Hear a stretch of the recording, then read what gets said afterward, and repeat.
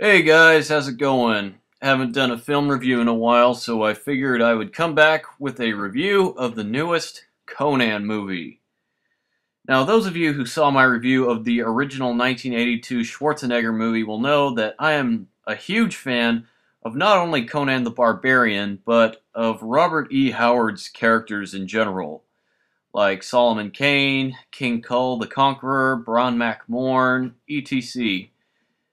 I've read every single Conan story that Robert E. Howard wrote, and even though I love the original Schwarzenegger movie, I will be the first one to admit that Arnold was a pretty poor choice to play Conan, and that the rest of the film was very loosely based on the Conan mythos.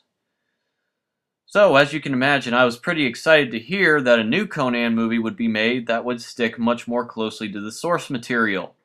They even cast a non-Caucasian actor to play Conan, which already added a lot of authenticity. Of course, when I saw the first trailer, I really thought that the guy they got to play Conan, Jason Momoa, was way too handsome to play Conan. And not only that, I also thought he really wasn't big enough either. To me, Conan is supposed to be big, strong, and imposing, and not really very radiant and sexy like Momoa is. But the filmmaker's general idea was to make Conan a lot younger and rash than the wise, stoic, nomadic, battle-worn berserker that we've seen in all the stories and books. I originally skipped this movie back when it first came out because the story and setup just sounded way too cliched and formulaic that I really didn't want to waste my time with it. But now that it's been available to rent and watch, I rented it and I gave it a watch simply because I am a really big Conan fan. But overall, I wanted to give it a fair chance. After all, the original 1982 Conan film had a very weak story and script, but it was still very well directed and paced. So maybe I was hoping for something different from this film. So what are my thoughts on this new Conan movie? Well, the short version is, it kind of sucks. Pretty below average. Wasn't horrible, but it was pretty far from being good. Now I'm going to get into the long version. Let me go over the things I liked about the film first. First of all, Jason Momoa. He was a great Conan. I mean it. Even though I still think he looks too young and pretty, I still think, I really think his performance was very spot on.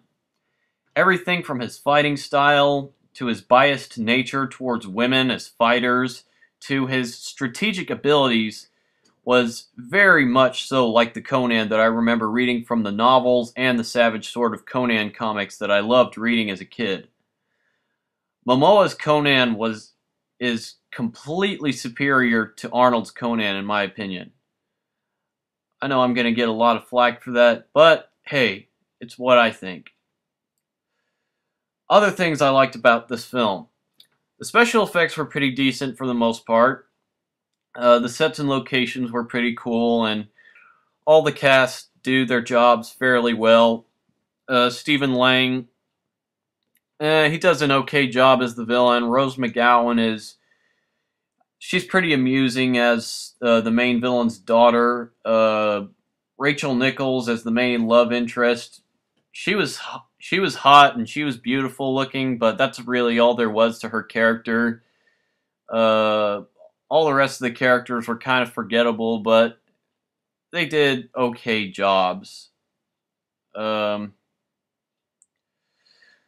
So all I can say as far as the good things about this film is that the production values were pretty high. Well, now onto the bitching, which I'm going to be doing a lot of concerning this movie.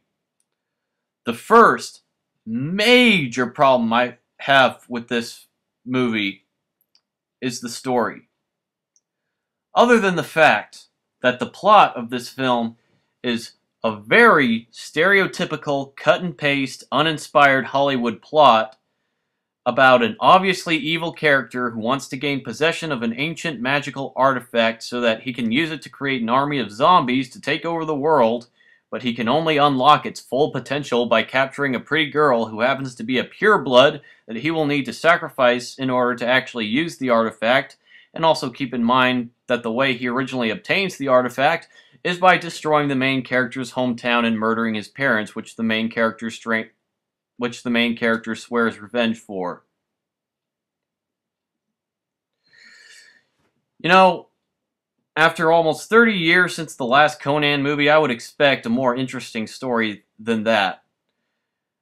And another major mistake that this film shares in common with the original Schwarzenegger classic is that they really tried too hard to make a compelling origin story for Conan.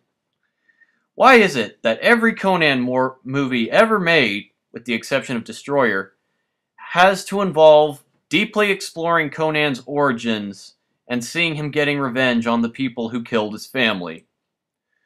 One reason why the original Howard Conan stories are so great is that Conan is a very mysterious character.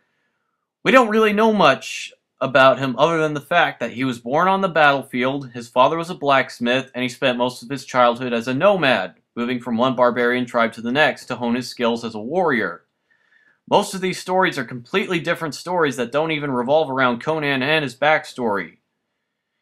Conan, like a whole lot of other characters, works best if he's a mysterious, shady badass. And if all we know about him is that he spent his whole life working with thieves, mercenaries, and pirates, then we can probably use our imaginations to fill out the blanks and ponder just how much Conan has been through in his life. Some characters are just a lot more interesting when we don't really know that much about them. Some characters are just a lot more interesting when we don't actually know where they came from. And that's the biggest problem with this film. It's just another bland, incredibly cartoonish, and contrived origin story.